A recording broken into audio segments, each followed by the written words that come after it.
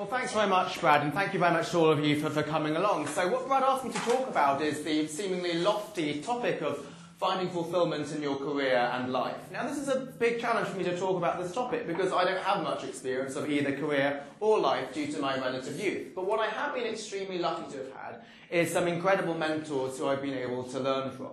And because this is a topic that I don't really know much about, and I've been struggling with myself for the past couple of years, I've tried to be particularly attentive to whatever I can pick up through learning from these mentors. So what I hope to do over the course of today is to pass on their insights to you guys. Now, the second reason why this is a challenging topic to talk about is there's people with far more gravitas who've spoken on this topic than me. So you can go to YouTube and you can look at any graduation speech, and you're going to find some speech about finding fulfillment. So what do I hope to add to that? So those speeches, they tend to be pretty inspirational. They tend to talk about some high-level abstract concepts such as pursue your passion, which sounds very inspiring, but sometimes it can be difficult to implement in practice. So how can you pursue your passion if you don't know what your passion is, for example? So the goal of today's talk is to move from something which is high-level and abstract and conceptual to something which is hopefully practical and implementable and concrete, and you can apply yourselves to your decisions as to what career to be in, and also how to apply this to some life decisions. So as Brad mentioned, previously I used to work for Morgan Stanley, and my time at Morgan Stanley taught me two things. So one thing it taught me is that there were many people at Morgan Stanley who were much smarter than I was. So there were people who were academically smarter than me, there were people who were more street smart in terms of business savviness, and there were people smarter than me in terms of emotional intelligence. So there was nothing that I could ever get ahead of other people by being smarter. So being smart is not a unique characteristic. There's always going to be other smarter people around. Now, the second thing that I learned at Morgan Stanley was that if you want to be truly great at something, you have to be willing to devote a lot of time to it. You have to be willing to make a lot of personal sacrifices. And that I realised was something that I wasn't willing to do, because I thought that I was passionate about investment banking. Because when I went to the equivalent of EISs, I found finance interesting, I liked to work on real-world problems, and I loved actually dealing with clients. But during my 2 years there, I learned that I wasn't passionate about it. I was interested in investment banking. But there's a big difference between being interested in something and being passionate about something. So my first piece of advice in terms of choosing a career is not to choose a career where you're necessarily skilled at, because there's always going to be smarter people than you pursuing the same career. And not necessarily to choose a career based on sort of what's hot in the market, where are the best opportunities, because other people will know about those opportunities, and if they're willing to sacrifice more in terms of their personal lives and their time into this, then they're going to do much better than you at pursuing their path. So the first thing I'm going to tell you is that in terms of choosing your career, choose something that you're very passionate about. Well, that's something you've heard many, many times before. As I mentioned, you can go to any graduation speech and they'll tell you to pursue your passion. So what I'd like to do is to translate this into something concrete. How do you figure out what your passion is? And I'd like to do this with you by asking you 3 questions. And you can think about your answers to these questions when I go through them. So the first question I'd like to ask you is, where do you see yourself in 10 years' time? Now, again, you might think, well, this is a very standard question. You've heard this question many times before. You know what the answer to this question is. I want to be the portfolio manager of a hedge fund. I want to be a partner at a consultancy firm. But that's not my question. My question is not where do you see yourself in 10 years' time in terms of your job title. My question is, what will your days look like? What will you be thinking of? What will make you tick? What will make you up in the morning? What will drive you? Because your career, if it's to be truly fulfilling, is not about what you do, but it's about who you are. Your career, if it's to be truly fulfilling, is not about what you do, but who you are. And that sounds pretty lofty and abstract, so let me give you a few concrete examples. So let's say you're an investor. If you're an investor, your passion is to find undervalued assets with growth potential. Now, during your day job, these undervalued assets might be securities like stocks and bonds. But outside of your day job, what might these undervalued assets be? These might be some kids in some local neighbourhood who you think, well, perhaps if you were to fund a scholarship, you might be able to help them realise their potential. Or by investing your time or your money into the local school, you might be able to help the local school and help educate them. Or this might be some high school dropouts who, when you were to fund, say, a job coaching scheme, that will help them get into the workforce. Or maybe these are some local businesses which have some potential but just need a little bit of business advice, which you have, just like the Wharton Small Business Development Centre here gives a lot of advice to such companies. So only take a job in a hedge fund or in a mutual fund if being an investor is who you are. If your passion is to find undervalued assets with growth potential. Now, some of you might not want to go into investing. Some of you might want to go into investment banking instead. So if you're in investment banking, your passion is to give people trusted advice. So during the day, what does this involve? Well, this involves helping companies on M&A decisions and sometimes telling your client not to do a deal, even though doing the deal would be in your best interest because this would allow you to make some fee. And this is true not just of investment banking, but other types of advisory roles, such as, say, being in law or being in management consulting. Well, that's what you're doing in your day job. What are you doing outside your day job? If your passion is to be a trusted advisor, you're going to be the first person that a friend is going to call on if they want to confide in you. If your friend has a business idea and wants a true, honest opinion as to whether this business idea makes sense or is likely to fail, you're also going to be someone that they're going to call on. So only go into something like being a banker or a lawyer or a consultant if being a trusted advisor is who you are. If your passion is to give people honest and trustworthy advice. And so why did I end up choosing this job? Well, if you're a professor, your passion should be the creation and dissemination of knowledge. So during the day, this will be creating knowledge through doing your own research and disseminating it through teaching and giving seminars. But outside of your job, what can this involve? Perhaps, say, coaching a sports team or being involved in a non-profit and coming up with new, innovative ideas as to how to reform this, thinking out of the box when doing this. So you should only become a professor if being a professor is who you are, if your passion is the creation and dissemination of knowledge to help other people. And this idea of your career not just being what you do during the day, but expanding into general life, is something that I failed at many times when I started this job at Wharton. So when I used to interact with people outside of Wharton, let's say I was playing pick-up soccer in West Philly, people would ask me what I do during the day. And I would never tell anybody that I was a Wharton professor. What I would say is something like, I work at Penn. And I did this for two reasons. Number one, if I told people I was a Wharton professor, then people would ask me sort of, where should I invest my money or what's going to happen to the economy? And I sort of found that a little bit annoying. And the second thing is that I thought, well, to say that I'm a Wharton professor sounds a little bit arrogant. It just sounds much more humble to say I just work at Penn. But that was a really silly thing to do, because what I realised later was that humility is not about holding yourself to low esteem, but it's about holding other people to high esteem. Humility is not about holding yourself to low esteem, but about holding other people to high esteem. Because now what I realise is by telling people that I'm a professor at Wharton, this gives me the chance to help other people and perhaps hold the other people to high esteem. So now when I tell people about what I actually do during the day, there might be people I'm playing pick-up soccer with in West Philly who never would normally get the chance to speak to a Wharton professor. Maybe they don't actually have advice as to where to invest their money, and they ask this to me, and that's fine because I'm able to help them. So I'm able to be involved in the creation and dissemination of knowledge outside class. So then my answer to the first question as to where do you see yourself in 10 years' time, it should never be in terms of your job title. Because let's face it, everybody here is going to make it. You're all going to be extremely successful in your careers. But then the question is sort of what are you going to think about when you have made it? What's going to happen when you've risen to the very top? What will make you tick? What are your days going to be like? What is going to continue to motivate you?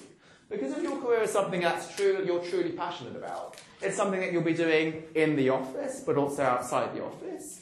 It's something you'll be doing when you're climbing the ladder to get to the promotion. And it's also going to be something that you're going to do even once you've risen to the very top. It's still going to motivate you. So my second suggestion, as to asking yourself what your passion is to think about, well, what you do in your spare time. Now, when I was in sales and trading, I listened to a guy who I tremendously respect. He's called Dennis Scaletis. He was an MD at Morgan Stanley, a Wharton alum who I invited back here to speak to my students on these types of topics in the past. And what he said to you is, if you are not spending your weekends reading Barron's, then you should really think for yourself hard as to whether sales and trading is for you. So he said, well, what you do in your spare time reveals what your true passion is. And when I heard this talk, it sort of jarred with me. I found it a little bit annoying and a little bit overly intense. Because I thought, well, if I want to be a trader, I'm going to be trading 5 days a week. In my spare time, I don't want to read an investing newsletter. But Dennis was completely right, because I wasn't that passionate about trading. And that's why I didn't want to do it in my spare time. And there were other people who were far more passionate about it, because that's what they did when they weren't working. So my second piece of advice is to think about, well, what you do in your spare time, because that will reveal what your passion is. And again, you might think, well, this is quite unrealistic advice. Maybe what you do in your spare time is you watch movies, or maybe you play sport. None of us here is going to become a professional movie critic, or I'm sad to say to some of you, a professional athlete. However, I do believe that what you do in your spare time can be quite illuminating. So one question that the Finance Club used to always ask me is, should you go into capital markets like hedge funds or mutual funds, or corporations work in something like consulting or banking or private equity? And so one useful test is you pick up a copy of The Economist, which I know that some of you do read for pleasure in your spare time. You look at the back of The Economist and you can see 2 sections. One of these sections is called Finance and Economics, and one of these sections is called Business. So see which of these sections you find just most interesting to you. So for some of you, you're interested by what's in finance and economics. You're interested by the effect of changing demography on the investing landscape. And if that's of interest, then something in market should be what you're pursuing. And in contrast, others might be looking at the business section. You care about one particular company's strategy, whether a pharmaceuticals firm is going to be backwardly integrating with the chemical supplier. And if that is your passion, then you'd like to do something on the corporate side. Second question that people typically ask me is, should they start on the sell side or the buy side? So when I was in investment banking, the dream was always to move to the buy side. You dreamed that a headhunter was going to call you and give you a job in private equity. And similarly, when I was in sales and trading, the dream was to have a headhunter call you and move you over into a hedge fund. So what I'd like to do for the next few minutes is just to give a little bit of a pitch for the sell side, because I believe for many of you, your passion is selling, and you can see this passion by what you actually choose to do in your spare time. So for many students, what they actually want to do and what was oversubscribed was trying to be on the Welcome Committee. Why do students want to be on the Welcome Committee at Wharton? Because they're passionate about selling Wharton to prospective students. Others of you want to be like a leadership fellow or a venture fellow, or maybe a sports captain or a sports coach, right? And so why do you do this? Well, your passion is teaching, because that's what you're doing when you're teaching people sports tactics or inspiring people in leadership.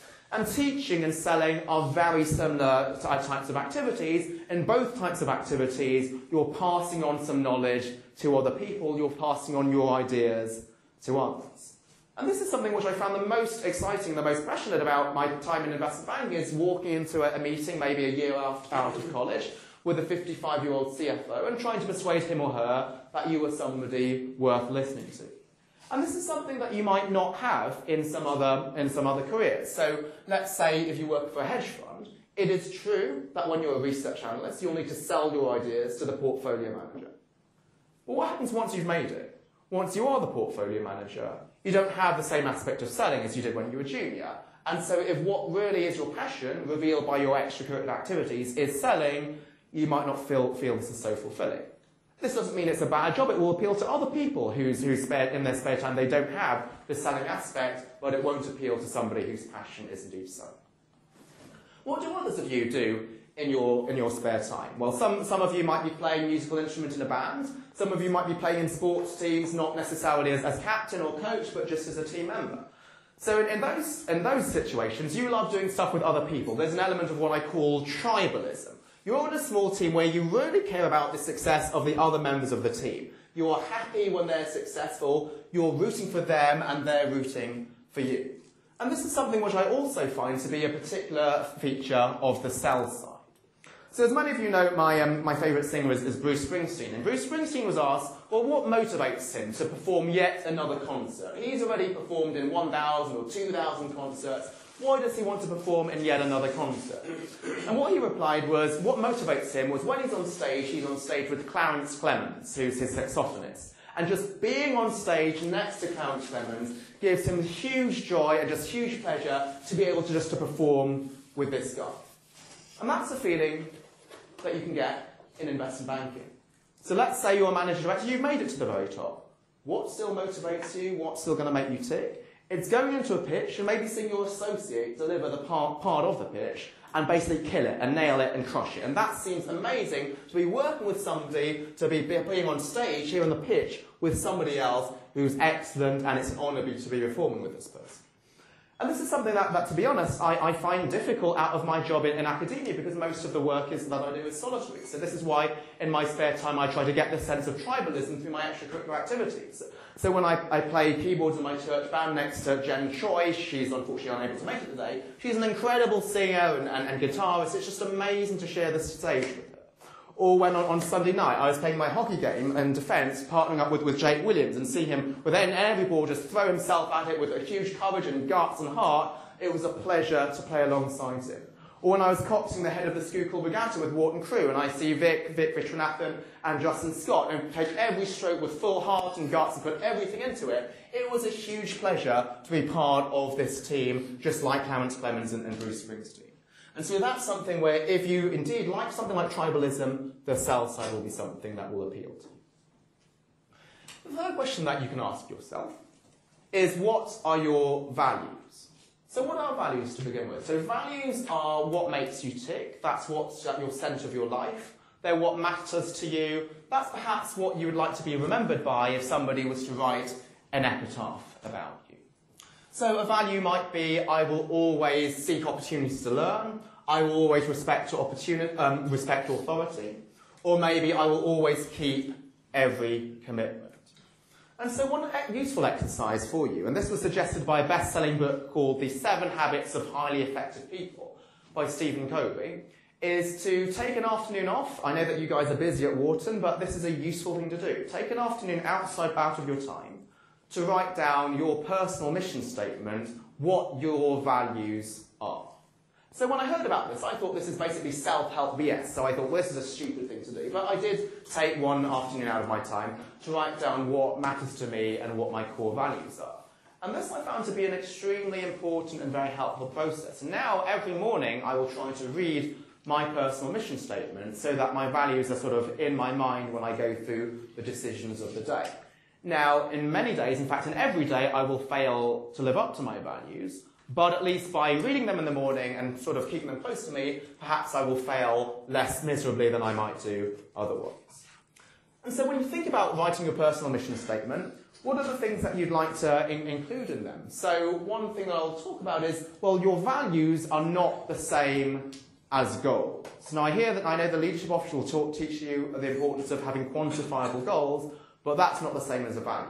So a goal is something like, I want to make managing director, or maybe I'd like to visit all 5 continents. But that would be something which is really bad as a value, because what happens once you've achieved managing director, or once you've visited all 5 continents, then this value will fail to continue to motivate you.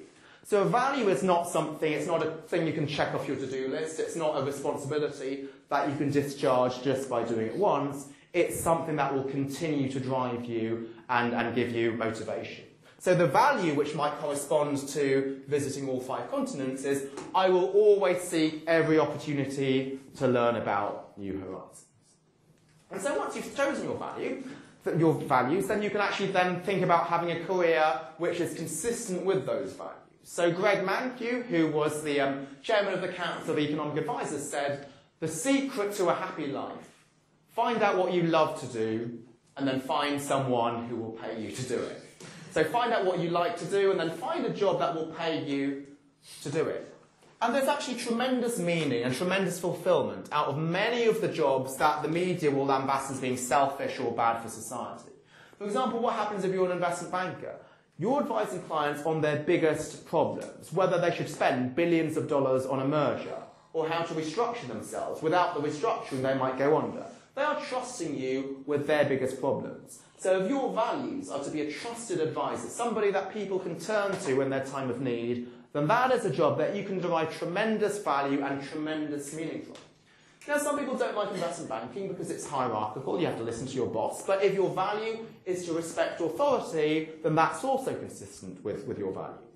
On the other hand, if your values are to have freedom of expression and be able to be creative, that's something which is more difficult in investment banking because you have senior people who are in charge of your time. So maybe something like entrepreneurship is going to be of greater interest to you? What about, say, venture capital? So venture capital is also a career which is said to be extremely money-making and materialistic. But what are you doing in venture capital? You are helping companies grow.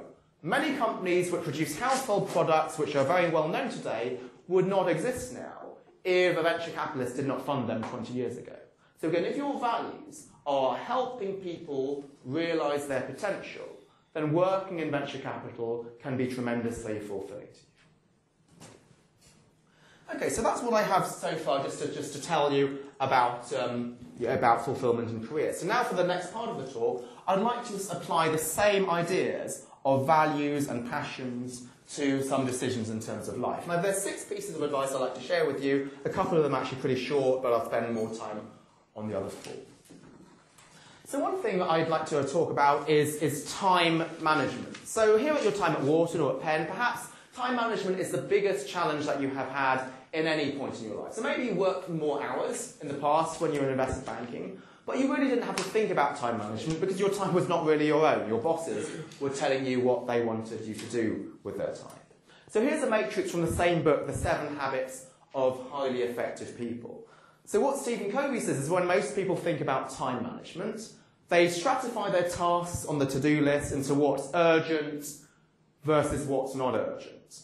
And they'll try to prioritise the things which are urgent because those are the things which have the most pressing deadlines. But what Stephen Covey highlighted was that you should not instead stratify according to this dimension, but instead choose what's important versus what's not important. And how do you define what is most important to you? Well, that is what's most in tune with your values. And so when I heard about this framework, this was a huge eye-opener to me, because I realised I was spending most of my time doing things which were urgent, but not actually important. And this is extremely compelling and extremely addictive, because you get a lot of satisfaction out of doing urgent stuff if they're not important. You can check a lot of things off your to-do list, you can feel very productive, you can feel very efficient, but you might be efficient without actually being effective. Why? Because time management is actually not a question of management at all. Time management, I believe, is more a question of leadership. So many of you will have heard the phrase, management is about doing things right, leadership is about doing the right thing. So choosing what things to devote your time to, choosing what's important versus not important. Stephen Covey also talks about the contrast between the clock and the compass. So if your life is ruled by the clock, that's something externally imposed on you by external deadlines and things that other people want from you. Instead, if you're ruled by the compass, that is what's internal to you, that's what you're passionate about, that's something which is consistent with your values and what is important. So this will involve some prioritisation. This is very difficult to stratify what's important from what's not important. And this is something that I myself find extremely difficult to do and fail at lots of times because I find many things to be fascinating and interesting and entertaining. So it's very difficult for me to say no to things. And I know that this is difficult at Wharton as well. There's the phrase fear of missing out. You want to go to everything, but if you don't, you're afraid that you're going to be missing out on something interesting. So the trick to being able to stratify out and screen out things which are not important to you, to say no to things, is to have a bigger yes burning inside of you. And that big yes is your passion and your values. Because if you're spending time doing things which are important to you, then you're not going to feel this fear of missing out when you're screening out things which may be pressing, but not actually that important. Now, the second piece of advice I'd like to give is to always try to build rest breaks into your calendar. Now, if your busyness is just a feature of life, and particularly so at Wharton, if you were to ask somebody how they are, they'll tell you, I'm busy. That's often an answer. And often that might sound a bit like a complaint, but it's actually a boast disguised as a complaint many times. Because if you're busy, that means your life must be meaningful. That means you must be important. But actually, if you're busy and this busyness is because of the clock, because of things externally imposed on you, then you're actually spending time doing things which are not that important to you, which are not fully consistent with your values. So about 18 months ago, I made a resolution to never do any research work on a Sunday. So I take Sundays completely off. And so other people, you could choose to do this as well. Build some breaks into your schedule. For some of you, it might be Saturday. Maybe for some of you, you can't spare a whole day. But maybe if you're second year with no classes on Wednesday, you can just block out Wednesday morning. What do I do in my time on Sunday? Well, I do what my passion is. I do what's important to me. So I might play the piano, I might play the guitar, I might read a few books, I might call friends, I might take some long brunches without the fear of having to rush off somewhere to make a particular deadline. Now, all of these things that I do on Sunday, none of this crosses anything off a to-do list. None of this achieves anything tangible or quantifiable, but this might be the most important and productive time that I spend the entire week. My third advice is to practice the discipline of contentment. What does that mean? So in life, you'll meet people who are happy people and people who are unhappy people. And often what you think about is whether you're happy or unhappy, it's completely down to luck, some external circumstances. Some people are just born into a wealthy family, or some people are born athletic or born charismatic. And maybe you think you're unlucky, so maybe you should have got that promotion, but somebody just denied it to you unfairly. Or maybe you're stuck in a learning team with people that you don't like. Or maybe you're playing hockey this weekend and somebody accidentally trips you up and you just get angry about this and you want to react in a negative way. But what I want to emphasise is that whether you're happy or not happy should not be purely down to external circumstances, but how you choose to respond to those circumstances. Because what Covey says is between stimulus and response, you have your great power, which is your freedom to choose how to respond to these external circumstances. So those of you in my Finance 604 class, if you cast your mind back to preterm, when preterm there's huge excitement and optimism about being here at Wharton, and I ended my final lecture by telling you never to forget the excitement that you felt then when you were starting off your time at Wharton. Why should you never forget this? Because during your time at Wharton, some things will go wrong. You might not get the elective that you want to get, or you might not get on the track that you want to be on, or you might fail to get a leadership position in a society which you think you deserve, which you think was important to you. So in those situations, just like when you're fouled in a hockey game, you've got a huge temptation to get angry about this and frustrated, but I said, well, try and remember the fact that you are at least at Wharton. Be grateful for that. Maybe you didn't get the class, but you're still here studying at a university where thousands of people around the world wanted to go, but they never had the chance to. So be grateful for that. So it's very difficult to practice contentment because society always trains us to be perpetually discontent. So nowadays, because there's easy flows of information, it's always easy to find out about people who are more successful or more lucky than you are. Right? You can always find out about somebody who is wealthier than you, who's made it to partner at the age of 30, or I could go on the internet myself, I could find people who've been out of their PhD fewer years with more publications than me. And this is always very dangerous, right? Because for two reasons. Number one, it's dangerous because you're always going to be discontented. You're always going to compare yourself to other people and then see, well, I'm not as good as that other person, or maybe I'm not as lucky as that other person. You'll be perpetually discontent. The second reason, which is perhaps even worse, why this is a bad thing, is that just comparing yourself to others and perhaps evaluating yourself according to how you stack up, that will make it actually very difficult for you to feel genuinely happy about other people's success. Particularly the success of other people you might call your friends, because you might compare yourself even most closely with those people. So what Covey talks about is he talks about the scarcity mentality. So this is the view that if somebody else is happy, then you're unhappy. There's not enough happiness or resources to go around, right? Because if somebody else is the hedge fund manager with the greatest alpha, then you can't be. If somebody else wins, then you're going to be losing. And he contrasts this with the abundance mentality, which is the view that other people can be successful and happy, and you can as well. There's enough happiness and joy in life to go around. So why the abundance mentality is very useful is that trains us to not think about what other people have that you don't have. But this trains you to think about what you do have and to be extremely grateful for that. Because let's be honest with ourselves, like everybody here is in the 1%. And you've been in the 1% for many years. You've been in the 1% for so many years that you now take things for granted. There's many things that you have to be grateful for. So what's very useful is to get in the practice and the habit of showing gratitude for what you do have. Get in this habit, get in this discipline of being content rather than complaining when things don't go your way. So just a few examples of some simple things that you have to be grateful for. Like most of you live in the most exclusive, most expensive neighbourhood in Philadelphia, Rittenhouse Square, even though many of you are on a student budget. Many of you, any evenings, you could book a table at the most expensive restaurant at Philadelphia and you could afford to eat at that restaurant. Or most of you could choose to book a plane ticket to anywhere in the world and you'd be able to afford that and take the time off, say, in your spring break to explore this corner of the world. And it could be you could show gratitude for much smaller things, right? Maybe you are enjoying a long brunch with friends or just running along the Schuylkill River or trying a sport for the first time or something just as simple as, say, the great weather that we had on Sunday despite it being in the middle of November.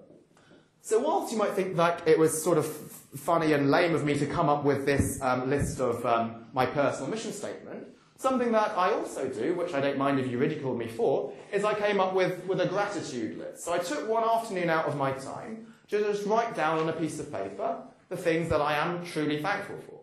And this is very useful because there are many times when I feel very tempted to feel frustrated or hard done by or angry with other things that are happening in the world, but I'll go back to this and I'll remember all of the things that I'll be grateful for, and therefore this will allow me to practice the discipline of contentment. Even if external circumstances are negative, then you can still be content with how you are. Happiness is something that you work on, it's not just down to circumstance. So how does this idea of contentment square with the general theme of values and passions which I've talked about so far? Because if you center your life around values rather than goals, then this helps you to be content.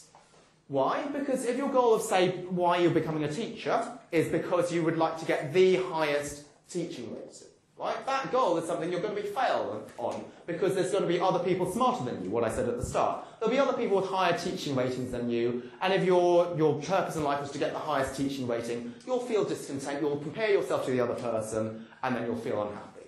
And you'll also have the scarcity mentality. Why? Because if somebody else has the highest teaching rating, then you can't, so you'll feel jealous or envious of that other person's success.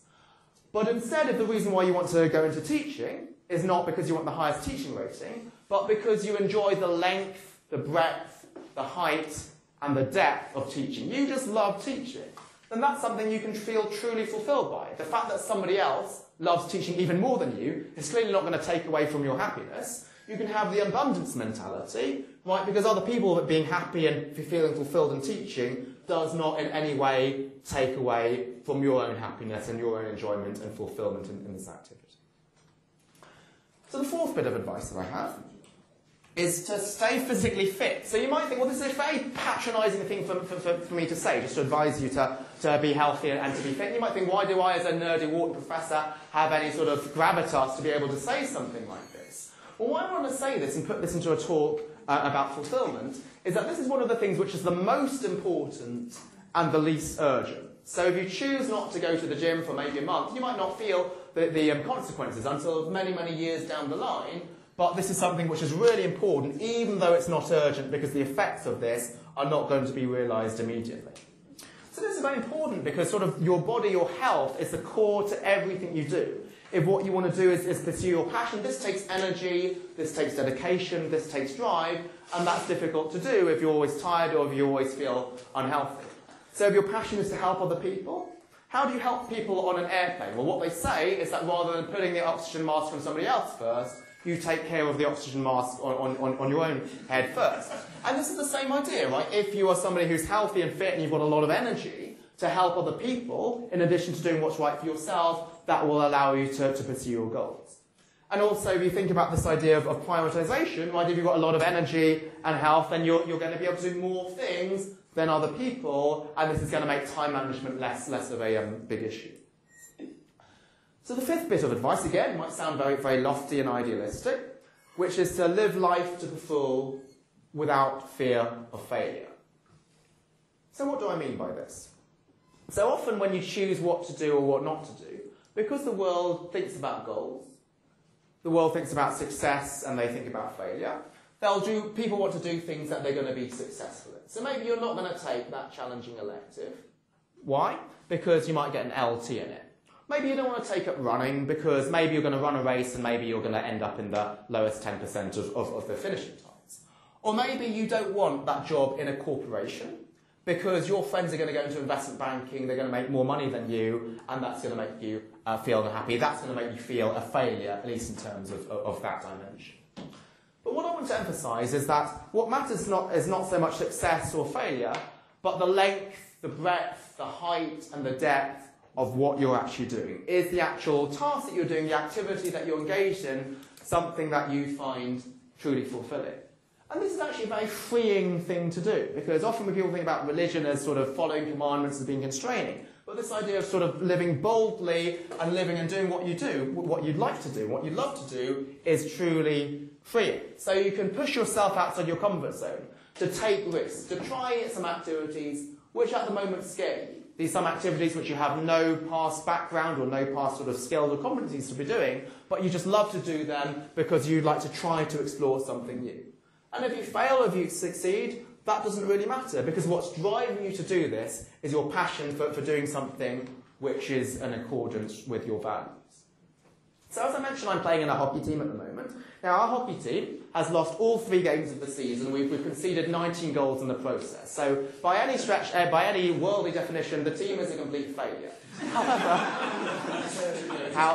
However, everybody on this team loves playing for this team. So just the joy, the gratitude, the contentment that people had in the games that I've played is a huge joy to behold. So how can this be when the team has just been a failure in terms of the win or loss record? It's because what people enjoy about the hockey is not just the win or loss result, but again, the length, the breadth, the height and the depth of what a hockey game involves. So how can hockey, something seemingly frivolous and trivial, be fulfilling? Well, where the fulfillment comes is from the fact that such is the complexity of hockey, and so varied are the different styles that people may employ, that the number of potential endgames and strategies and game plans is infinite. No 2 hockey games will be the same. No team will ever play the same game twice.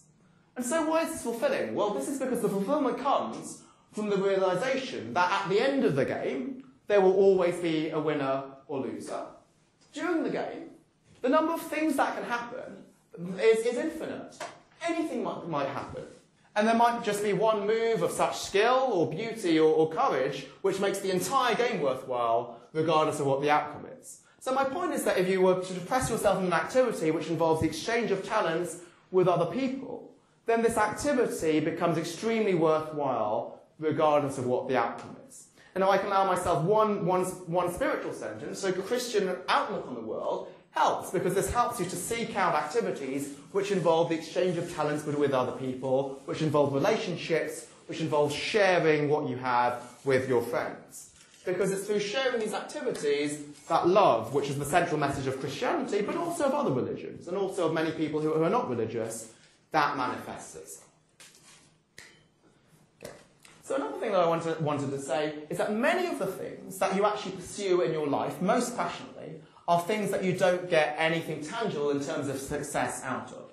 So why do the Japan Trek organisers put so much work into organising the Japan Trek? Why do leadership fellows try to teach first years about leadership skills? Why does my crew team get up at 5:45 in the morning to practice? They're not getting anything out of it. They're not getting a check, they're not getting a job, they're not getting a bonus, they're not getting a medal, but what they're getting out of it is something far more than. Okay, so if you live your life in terms of success or failure, the problem with this is that whether you succeed or whether you fail is going to be down to luck most of the time. So it could be that you try your hardest, but you're just unlucky because somebody else got that promotion. And if how you feel your sense of self-worth is whether you succeeded or failed, then you'll be unhappy half the time, because half the time you will have bad luck. But if, by contrast, what drives you is not the final outcome, but the journey, the length, the breadth, the height and the depth, the entirety of what you're doing, then this is something where bad luck, if it happens to you, is not something which is going to take away from your experience. So what I tell my crew team when I cox them before the start of each race, I don't tell them to win the race. Why? Because whether they win the race or not is going to be down to many factors outside their control. It's going to be down to how the other team performs. Right? I don't even tell them to go after a certain target time, because whether they get that target time will depend on things such as the weather conditions. What I tell them is the following. I tell them to have the feeling that when they cross the finishing line, feel that they could have done nothing more at any point in that race to have got the boat to finish 1 second faster, be this through pulling harder or sitting taller or sharpening their technique. Because if you just give everything that you have with a huge passion and you do what you're doing without any fear of failure, then you're always going to be succeeding regardless of what the final outcome is. And so my final piece of advice before I go to Q&A is to be fully committed to everything that you do. So 2.5 years ago, I went to a conference called the Believers in Business Conference about sort of Christianity in the workplace. And I asked, well, how can I sort of be a Christian in campus? Well, my goal here is to teach people of all backgrounds and some people who are not religious and be respectful of that. The advice given to me was the following, was to live out your faith, be excellent in everything that you do, because excellence is a form of worship. And it's a form of worship regardless of what religion you're part of, and it's a form of worship even if you're not religious, you just want to be true to yourself. So what I'd like to do is I'd like to introduce a framework which some of my students know already, which is the following table. So I'd like you to think about the answers to this question. So divide the table into 2 columns. The left column, I'd like you to list the 3 people you would most like to hang out with, the 3 people who are most fun. So just think mentally as to who those 3 people might be. And in the right column, I'd like you to think about the 3 people who you'd most trust in a business relationship. The 3 people you would most trust in a business relationship. So compare the names in those 2 columns and find out how much overlap is there between those 2 columns. So for most of you, unfortunately, there will be no overlap at all between those 2 columns. So now what I'd like you to think about is which of these 2 columns would you like to end up in if you could only choose one after your time at Wharton or at Penn more generally. Now, for some of you, you'd like to end up in that left column. And there's nothing wrong with having that as your goal or your value. Why? Because maybe you worked very hard after college, slaving away in investment banking, and you believe that you deserve a break. Now, it's very easy to end up in that left column, and you do not need to show commitment to anything that you're doing. You can sign up for things. You can sign up for practices or dinners, and then you can flake out when something better comes along. If there's like a party or something more entertaining, you can just break that commitment, and it doesn't matter. Or maybe you're working on a project with other people in your learning team, and if there's a party, then you can just go to that party and not pull your fair share on that project. Now, if you were to do that, you'll be successful at achieving your value or your goal. You'll be remembered as a fun person, somebody really nice to hang out with. But others might want to end up in the left column, to be somebody that you'd be most trusted in a business relationship. And that involves working very, very, very hard to build a professional reputation and being known as somebody that people can rely on. So, for example, if you're in a learning team, and then somebody else in your learning team is not pulling your weight, or pulling their weight, how are you going to respond to that? You can complain and you can moan about it, or you can be content about it, and then just gladly just do more than your fair share on your project. You're somebody that the other teammate can rely on because they're not pulling their fair share, perhaps because of genuine reasons, because they've got, say, a conflict or some family emergency. And when you're pulling more than your fair share, you're not doing this begrudgingly, but you're doing this joyfully. Because the sad fact about life is that many things that you do are not unique, and you will not be remembered for what you do. You could go into an investment bank after this, and you could do an accretion dilution analysis, and it could be extremely complicated. But there are going to be hundreds of other MBAs around the world which could have done the same accretion dilution analysis as you. They could have even done it better than you, because there's always going to be people who are smarter than you. And similarly in terms of this talk, right? In this talk, I've not said anything which is particularly profound or intelligent or novel, because as I was mentioning, a lot of this talk came from my mentors, from other people. So again, I could be purely replaceable in what I'm doing here. And as I was telling the crew that I was practicing the regatta on Sunday, you could replace me by a robot programmed with an English accent who said exactly the same things that I was saying, and then in some level there would have been no difference. Right? But there's one difference between a robot and a person, which is a person has a heart. So while you'll not be able to differentiate yourself by what you actually do, while people might not remember you for what you do, try and make it that people remember you for how you do it. They'll remember you for the passion, the heart, the drive, the energy, the joy, the commitment that you put into something. Let that be your comparative advantage, and let that be your differentiator.